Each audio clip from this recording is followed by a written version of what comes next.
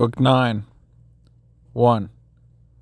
Injustice is a kind of blasphemy.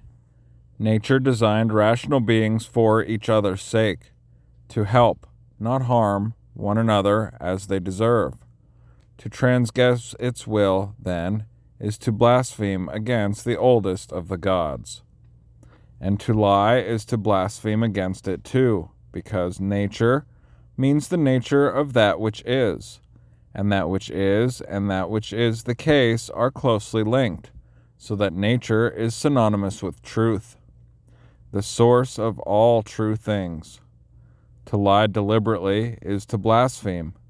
The liar commits deceit, and thus injustice, and likewise to lie without realizing it, because the involuntary liar disrupts the harmony of nature, its order.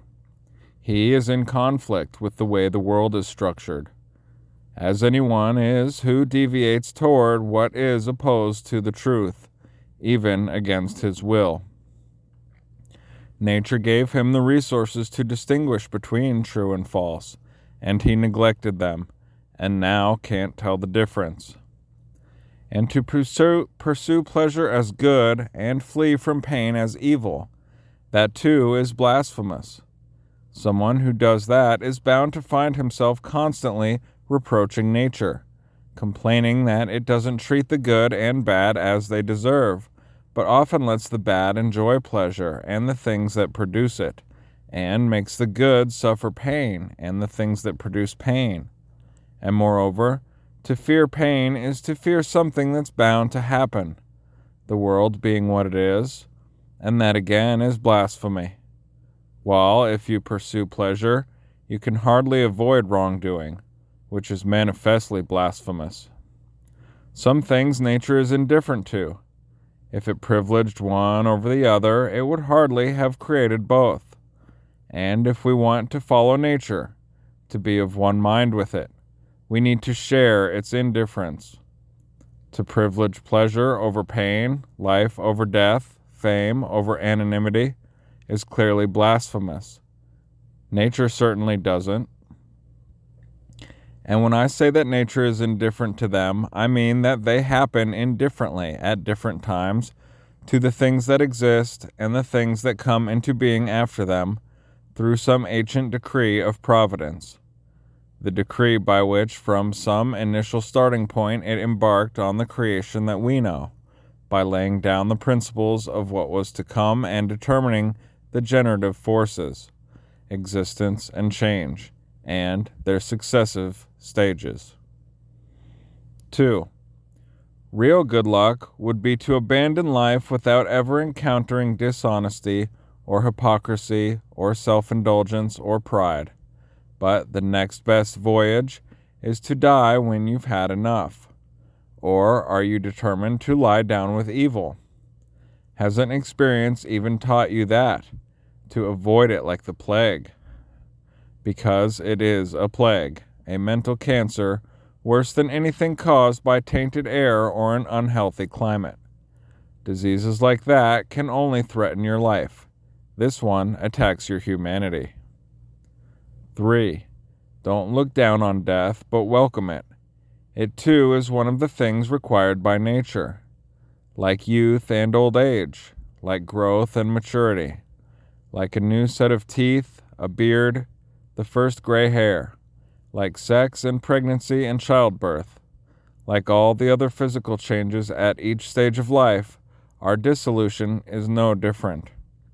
So this is how a thoughtful person should await death, not with indifference, not with impatience, not with disdain, but simply viewing it as one of the things that happened to us. Now you anticipate the child's emergence from its mother's womb. That's how you should await the hour when your soul will emerge from its compartment. Or perhaps we need some tidy aphorism to tuck away in the back of your mind. Well, consider two things that should reconcile you to death: the nature of the things you'll leave behind you, and the kind of people you'll no longer be mixed up with. There's no need to feel resentment toward them. In fact, you should look out for their well-being and be gentle with them, But keep in mind that everything you believe is meaningless to those you leave behind, because that's all that could restrain us, if anything could. The only thing that could make us want to stay here. The chance to live with those who share our vision. But now, look how tiring it is, this cacophony we live in. Enough to make you say to death, "Come quickly, before I start to forget myself, like them." 4. To do harm is to do yourself harm. To do an injustice is to do yourself an injustice. It degrades you. 5. And you can also commit injustice by doing nothing. 6. Objective judgment now, at this very moment. Unselfish action now, at this very moment. Willing acceptance now, at this very moment, of all external events. That's all you need. 7. Blot out your imagination. Turn your desire to stone. Quench your appetites. Keep your mind centered on itself. 8. Animals without the Logos are assigned the same soul, and those who have the Logos share one too, a rational one.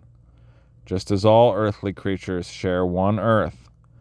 Just as we all see by the same light and breathe the same air, all of us who see and breathe. 9. All things are drawn toward what is like them, if such a thing exists. All earthly things feel the earth's tug. All wet things flow together, and airy things as well, so they have to be forcibly prevented from mixing. Fire is naturally drawn upward by that higher fire, but ready to ignite at the slightest touch of other earthly flame. So that anything drier than usual makes good fuel, because less of what hinders combustion is mixed in with it. And things that share an intelligent nature are just as prone to seek out what is like them, if not more so, because their superiority is other ways is matched by their greater readiness to mix and mingle with their counterparts. Even in irrational beings, we see swarms and herds and nesting and love not unlike ours, because they do have souls, and the bonding instinct is found in a developed form, not something we see in plants or stones or trees. And it's still more developed in rational beings, with their states, friendships, families, groups, their treaties and truces. And in those yet more developed, there is a kind of unity, even between separate things, the kind that we see in the stars. An advanced level of development can produce a sympathy even in things that are quite distinct. But look how things are now. The rational things are the only ones that have lost that sense of attraction, of convergence. Only there do we not see that intermingling. But however much they try to avoid it, there's no escaping. Nature is stronger. As you can see if you look closely. Concrete objects can pull free of the earth more easily than humans can escape humanity. 10. Humanity, divinity, and the world, all of them bearing fruit, each fruitful in its season. Normally we limit the word to vines and other plants, unnecessarily. The fruit of the Logos nourishes both us and it, and other things spring from it too, of the same species as the Logos itself. 11. Convince them not to, if you can, and if not, remember, the capacity for patience was given us for a reason. The gods are patient with them too, and even help them to concrete things, health, money, fame. Such is the gods' goodness, and yours too if you wanted. What's stopping you? 12. Work. Not to rouse pity, not to win sympathy or admiration, only this: activity, stillness, as the Logos of the state requires. 13. Today I escaped from anxiety. Or no, I discarded it, because it was within me, in my own perceptions, not outside. 14. Known by long experience, limited in lifespan, debased in substance, all of it. Now as then, in the time of those we buried. 15. Things wait outside us, hover at the door. They keep to themselves. Ask them who they are, and they don't know. They can give no account of themselves. What accounts for them? The mind does. 16. Not being done to, but doing, the source of good and bad for rational and political beings, where their own goodness and badness is found, not in being done to, but in doing. 17. A rock thrown in the air. It loses nothing by coming down, gain nothing by going up. 18. Enter their minds, and you'll find the judges you're so afraid of, and how judiciously they judge themselves. 19. Everything in flux, and you too will alter in the whirl and perish, and the world as well. 20. Leave other people's mistakes where they lie. 21. When we cease from activity, or follow a thought to its conclusion, it's a kind of death, and it doesn't harm us. Think about your life, childhood, boyhood, youth, old age. Every transformation a kind of dying. Was that so terrible? Think about life with your grandfather, your mother, your adopted father. Realize how many other deaths and transitions and endings there have been, and ask yourself, was that so terrible? Then neither will the close of your life be, its ending and transformation. 22. Go straight to the seat of intelligence, your own, the world's, your neighbor's. Your own, to ground it in justice, the world's, to remind yourself what it is that you're part of. Your neighbor's, to distinguish ignorance from calculation and recognize it as like yours. 23. You participate in a society by your existence, then participate in its life through your actions, all your actions. Any action not directed toward a social end, directly or indirectly, is a disturbance to your life, an obstacle to wholeness, a source of dissension. Like the man in the assembly, a faction to himself, always out of step with the majority. 24. Childish tantrums, children's games, spirits carrying corpses. Odysseus in the underworld saw more real life. 25. Identify its purpose, what makes it what it is, and examine that. Ignore its concrete form, then calculate the length of time that such a thing was meant to last. 26. Endless suffering, all from not allowing the mind to do its job. Enough. 27. When you face someone's insults, hatred, whatever, look at his soul, get inside him. Look at what sort of person he is.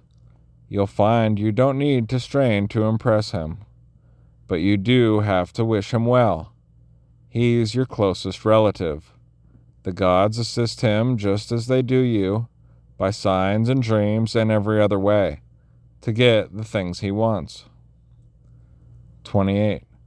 The world's cycles never change, up and down from age to age.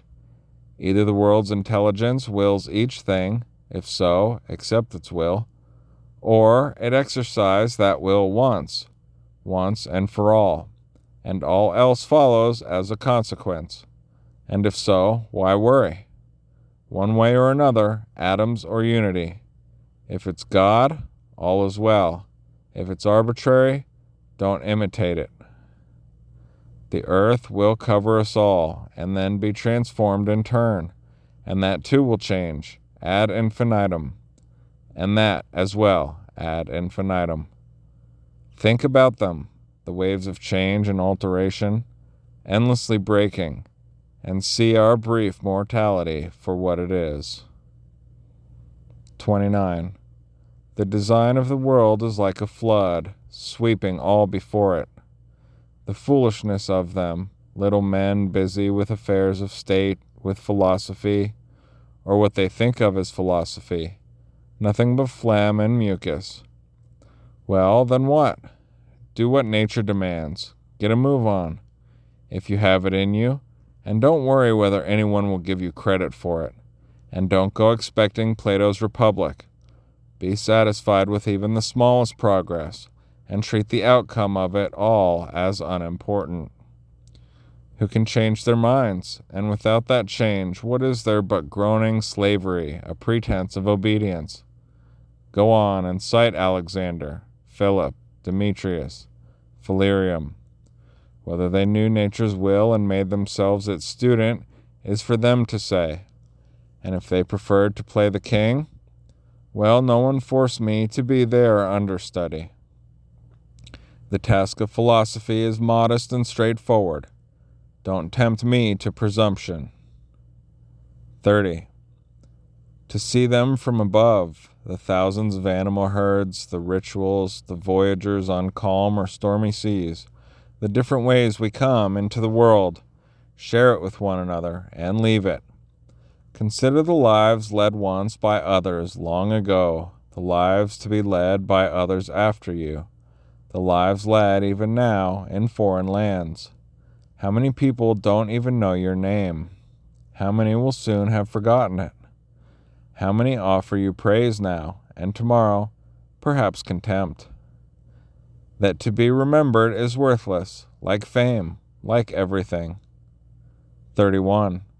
Indifference to external events, and a commitment to justice in your own acts, which means thought and action resulting in the common good, what you were born to do. 32. You can discard most of the junk that clutters your mind, things that exist only there, and clear out space for yourself. By comprehending the scale of the world, by contemplating infinite time, by thinking of the speed with which things change, each part of everything, the narrow space between our birth and death, the infinite time before, the equally unbound time that follows. 33. All that you see will soon have vanished, and those who see it vanish will vanish themselves, and the ones who reached old age have no advantage over the untimely dead. 34. What their minds are like, what they work at, what evokes their love and admiration. Imagine their souls stripped bare, and their vanity, to suppose that their disdain could harm anyone, or their praise help them. 35. To decompose is to be recomposed. That's what nature does. Nature, through whom all things happen as they should, and have happened forever in just the same way, and will continue to, one way or another, endlessly. That things happen for the worst and always will, that the gods have no power to regulate them, and the world is condemned to never-ending evil. How can you say that? 36. Disgust at what things are made of, liquid, dust, bones, filth, or marble as hardened dirt, gold and silver as residues, clothes as hair, purple dye as shellfish blood, and all the rest. And the same with our living breath, transformed from one thing to another. 37. Enough of this wretched, whining monkey life. What's the matter? Is any of this new? What is it you find surprising? The purpose? Look at it. The material? Look at that. That's all there is. And the gods? Well, you could try being simpler, gentler. Even now, 100 years or 3, no difference. 38. If they've injured you, then they're the ones who suffer for it. But have they? 39. Either all things spring from one intelligent source and from a single body, and the parts should accept the actions of the whole, or there are only atoms joining and splitting forever and nothing else. So why feel anxiety? Say to your mind, are you dead, damaged, brutal, dishonest? Are you one of the herd, or grazing like one? 40. Either the gods have power or they don't. If they don't, why pray? If they do, then why not pray for something else instead of for things to happen or not to happen? Pray not to feel fear or desire or grief. If the gods can do anything, they can surely do that for us. But those are things the gods left up to me. Then isn't it better to do what's up to you, like a free man, than to be passively controlled by what isn't, like a slave or beggar? And what makes you think the gods don't care about what's up to us? Start praying like this, and you'll see. Not some way to sleep with her, but a way to stop wanting to. Not some way to get rid of him, but a way to stop trying. Not some way to save my child, but a way to lose your fear. Redirect your prayers like that and watch what happens. 41. Epicurus. During my illness, my conversations were not about my physical state. I did not waste my visitors' time with things of that sort, but went on discussing philosophy and concentrated on one point in particular, how the mind can participate in the sensations of the body and yet maintain its serenity and focus on its own well-being. Nor did I let my doctors strut about like grandees. I went on living my life the way it should be lived, like that, in illness or any other situation. Not to let go of philosophy, no matter what happens, not to bandy words with crackpots and Philistines. Good rules for any philosopher. Concentrate on what you're doing and what you're doing it with. 42. When you run up against someone else's shamelessness, ask yourself this: is a world without shamelessness possible? No. Then don't ask the impossible. There have to be shameless people in the world. This is one of them. The same for someone vicious or untrustworthy or with any other defect. Remembering that the whole class has to exist will make you more tolerant of its members. Another useful point to bear in mind: what qualities has nature given us to counter that defect? As an antidote to unkindness, it gave us kindness, and other qualities to balance other flaws. And when others stray off course, you can always try to set them straight, because every wrongdoer is doing something wrong, doing something the wrong way. And how does it injure you in any way? You'll find that none of the people you're upset about has done anything that could do damage to your mind. But that's all that harm or injury could mean. Yes, boorish people do boorish things. What's strange or unheard of about that? Isn't it yourself you should reproach for not anticipating that they'd act this way? The Logos gave you the means to see it, that a given person would act a given way, but you paid no attention, and now you're astonished that he's gone and done it. So when you call someone untrustworthy or ungrateful, turn the reproach on yourself. It was you who did wrong, by assuming that someone with those traits deserved your trust, or by doing them a favor and expecting something in return, instead of looking to the action itself for your reward. What else did you expect from helping someone out? Isn't it enough that you've done what your nature demands? You want a salary for it too? As if your eyes expected a reward for seeing or your feet for walking. That's what they were made for. By doing what they were designed to do, they're performing their function, whereas humans were made to help others. And when we do help others, or help them to do something, we're wrong, so we're doing what we were designed for. We perform our function.